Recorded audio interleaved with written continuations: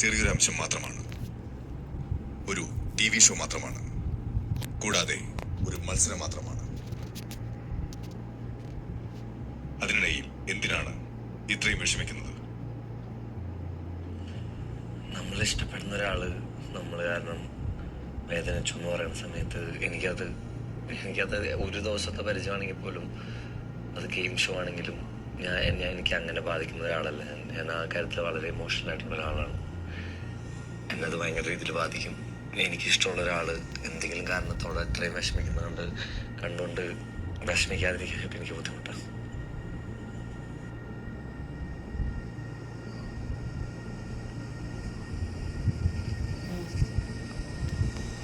വിഷമവും സന്തോഷവും അത്തരം വികാരങ്ങളെല്ലാം എല്ലാ മനുഷ്യർക്കും വരുന്നതാണ്.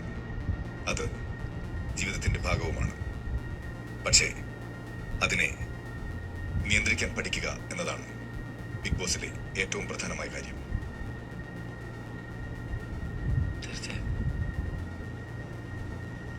അനാവശ്യ ചിന്തകളെ, അതായത് ആവശ്യമില്ലാത്ത ചിന്തകളെ മനസ്സിൽ നിന്നും ദൂരെ കളയുക.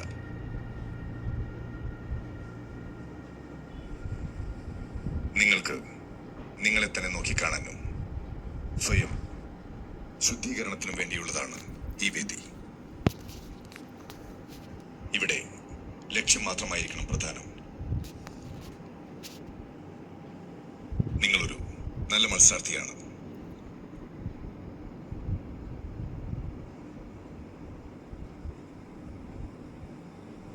എല്ലാവരും ഇവിടെ ജയിക്കാൻ വന്നവരാണ്. ഇതൊരു വ്യക്തിഗത മത്സരമാണ്.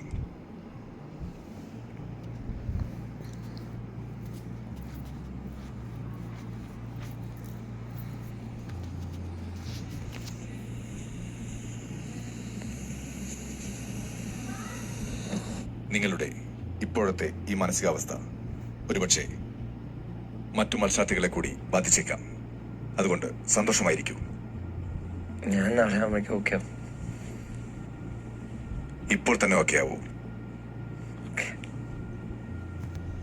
ഞാൻ ഓക്കെയാണ്.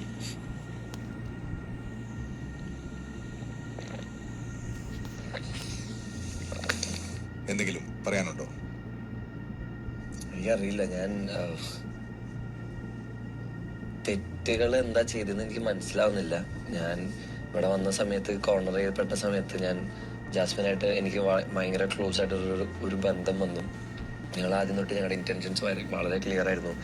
പക്ഷെ പല ആംഗിളിൽ നിന്നും പലരും പല രീതിയിലും ഹേർട്ട് ചെയ്തു. ഇപ്പോൾ ഇത് കാരണം അവൾക്ക് ഒരു പ്രശ്നം വന്നു എന്നൊക്കെ അറിയണ സമയത്ത് എനിക്കറിയില്ല സത്യം പറഞ്ഞിട്ടുണ്ടെങ്കിൽ എങ്ങനെയാണ് അതിനോട് റിയാക്ട് ചെയ്യേണ്ടത്. കാരണം ഞാൻ ജീവിതത്തിൽ ആരെയും ഒരുപാട് ഹേർട്ട് ചെയ്യാൻ ശ്രമിക്കാത്ത, ഡെലിബറേറ്റ്ലി ആരെയും ഹേർട്ട് ചെയ്യാൻ ശ്രമിക്കാതെ ഒഴിഞ്ഞ് സൈഡിൽ കൂടെ പോകുന്ന ഒരാളാണ്. പക്ഷെ ചില സാഹചര്യങ്ങളിൽ നമുക്ക് ചുറ്റും നടക്കുന്നത് എന്താന്ന് പോലും മനസ്സിലാവാത്ത അവസ്ഥയാണ്. എനിക്കപ്പോ ഞാൻ ചെയ്യുന്നതിലുള്ള തെറ്റെന്താന്ന് എനിക്ക് മനസ്സിലാവുന്നില്ല, ഞാൻ ചെയ്യുന്നതിലുള്ള ശരി എന്താന്ന് മനസ്സിലാവുന്നില്ല. എന്റെ ശരിയെന്ന് വിശ്വസിച്ച് ഞാൻ ചെയ്യുന്നതും ബാക്കിയുള്ള എല്ലാവരും തെറ്റുന്നതെന്ന് പറയുന്നത്. അപ്പൊ അതില് ഐ എം വെരി കൺഫ്യൂസ്ഡ് ആ കാര്യത്തില്. ഗബ്രി, നമ്മൾ പുറകോട്ടല്ല സഞ്ചരിക്കേണ്ടത്, എപ്പോഴും മുന്നോട്ടാണ്.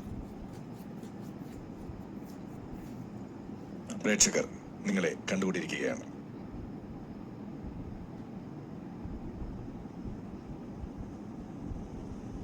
ആത്മസംയമനത്തോടെ മികച്ച രീതിയിൽ ലക്ഷ്യം നോക്കി കാണൂ.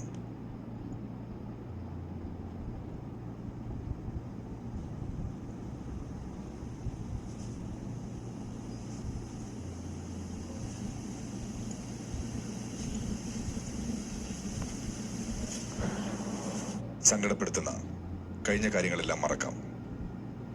പുതിയ മനസ്സോടെ, പുതിയ ഉണർവോടെ ഈ നിമിഷം മുതൽ മത്സരത്തിൽ സജീവമാകുക. മറ്റൊന്നുമില്ലെങ്കിൽ പോകാം.